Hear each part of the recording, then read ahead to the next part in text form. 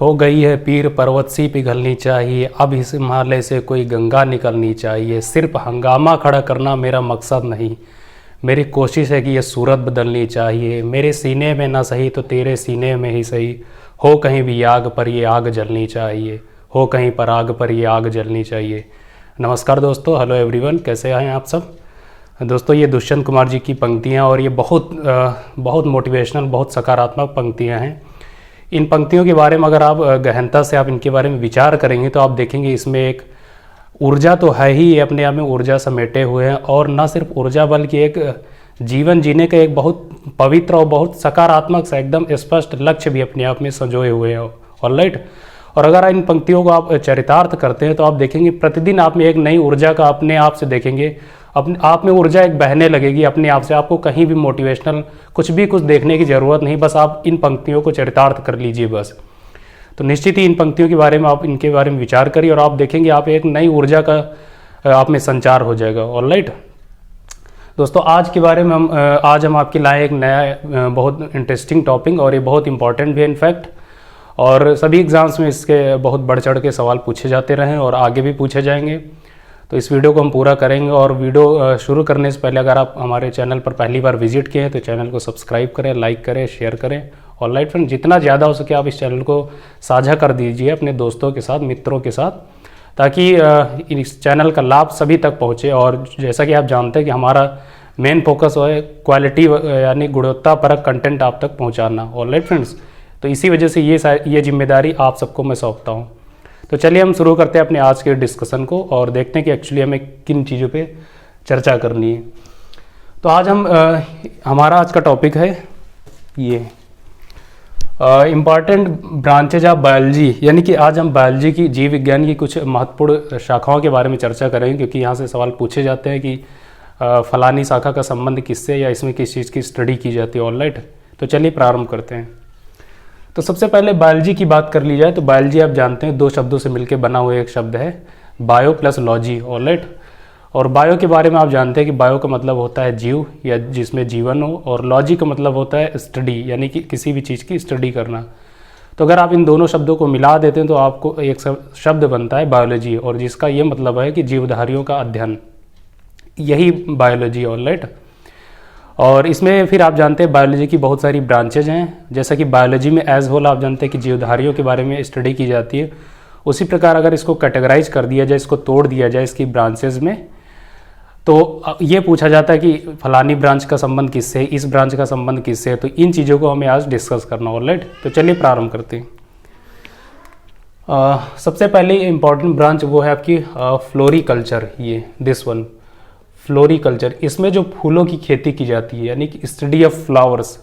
Alright, फिर next है horticulture. Horticulture में उद्यान विज्ञान, यानी इसमें बागवानी की कृषि की जाती है या स्टडी की जाती है बागवानी के बारे में। ऑलराइट, नेक्स्ट है एपीकल्चर। एपीकल्चर में मधुमक्खी पालन, यानी कि इसमें स्टडी ऑफ बीज, यानी इसमें मधुमक्खियों के पालन के बारे में अध्ययन किया जाता है।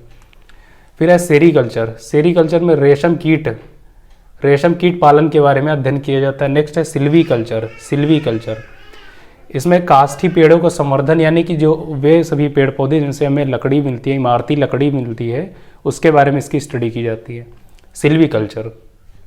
नेक्स्ट है सौरोलॉजी। इसमें छिपकलियों का अध्ययन किया जाता है, स्टडी ऑफ लिजार्ड्स। ये इंपॉर्टेंट ब्रांच है, पूछी भी जाती है। नेक्स्ट है ओफियोलॉजी। ओफियोलॉजी में सर्पों का अध्ययन किया जाता है, यानी कि स्टडी ऑफ स्नेक्स, ये चीज़। नेक्स्ट है पिसीकल्चर। पिसीकल्चर में मत्स्य पालन, ये मत्स्य पालन यानी स्टडी ऑफ फिशेज। ऑलराइट, इनके बारे में चर्चा की जाती है, उनको मत्स्य पालन के बारे में। नेक्स्ट है माइकोलॉजी। माइकोलॉजी में कवकों का अध्ययन किया जाता है, ये।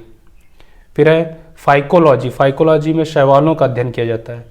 ये दोनों इंपॉर्टेंट शाखाएं हैं, माइकोलॉजी एंड फाइकोलॉजी। यहाँ से पूछा जाता है थोड़ा, क्योंकि ये कन्फ्यूज हो जाता है इस वजह से, तो आप इस पर थोड़ा गौर करेंगे। नेक्स्ट है एंथोलॉजी। एंथोलॉजी में पुष्पों का अध्ययन किया जाता है, यानी स्टडी ऑफ फ्लावर्स। देखिए दो चीज़ें, आपको कन्फ्यूज़न नहीं होना चाहिए। एक है एंथोलॉजी, दूसरी है फ्लोरिकल्चर। दोनों में डिफरेंस है।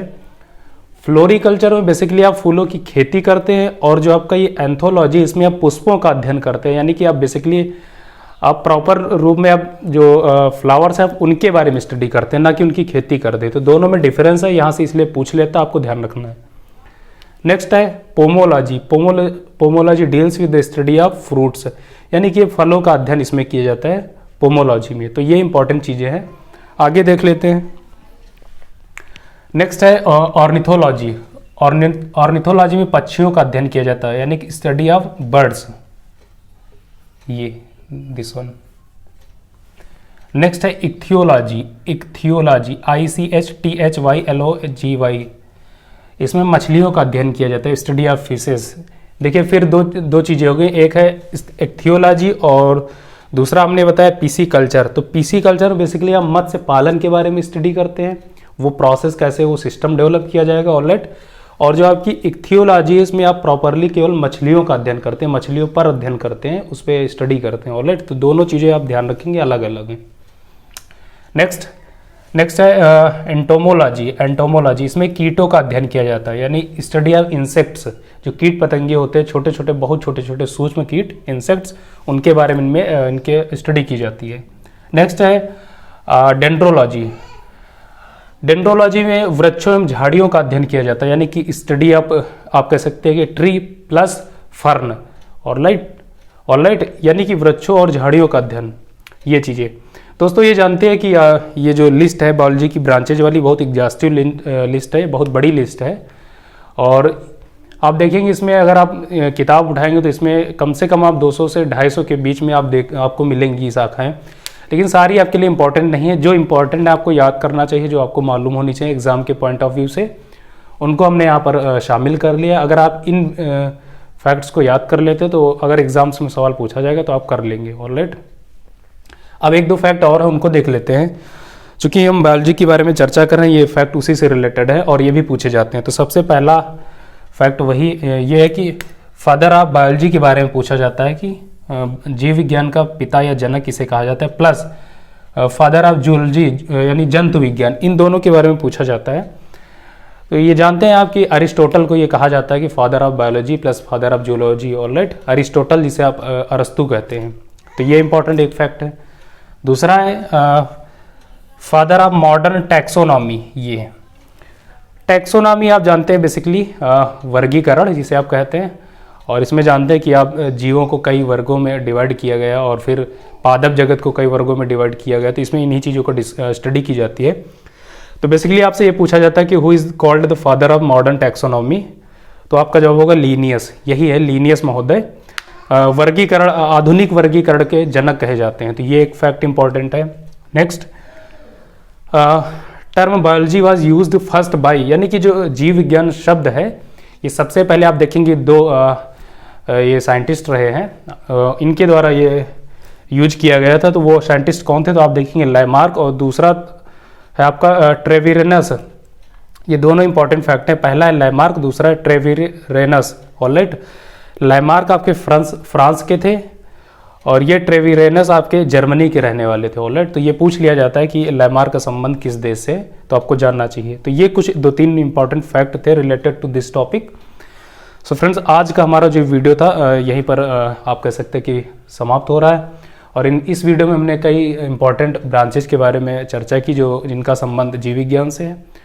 और चूंकि हम जीएस के बारे में चर्चा करते हैं तो जीएस में हमें बस बेसिक बातें जाननी होती है, हमें बहुत डिटेल से नहीं समझना होता है उनके बारे में, ऑलराइट। बस आपको ये मालूम होना चाहिए कि इसका संबंध बेसिकली है किससे, ऑलराइट। तो फ्रेंड, इस वीडियो को आप करेंगे और बहुत अच्छे से करेंगे। अगर आपको चीज़ें ठीक लग रही तो आप उसका नोट्स बनाइए, और अगर चीज़ें समझ में नहीं आ रही तो आप समझने का प्रयास कीजिए कि आखिर समझ में क्यों नहीं आ रही, ऑलराइट। उसके बाद फिर आप देखेंगे आपकी तैयारी में एक जान आ जाएगी, एक नई आप देखेंगे ऊर्जा आप में हर वक्त आप में संचारित होगी, ऑलराइट, क्योंकि आप में कॉन्फिडेंस रहेगा। तो दोस्तों, आज की इस वीडियो को यहीं समाप्त करते हैं। आपसे इजाज़त चाहता हूँ। अब मिलेंगे नेक्स्ट वीडियो, फिर ढेर सारी बातें होंगी। तब तक के लिए बाय बाय, नमस्कार, कीप मुस्कुराना।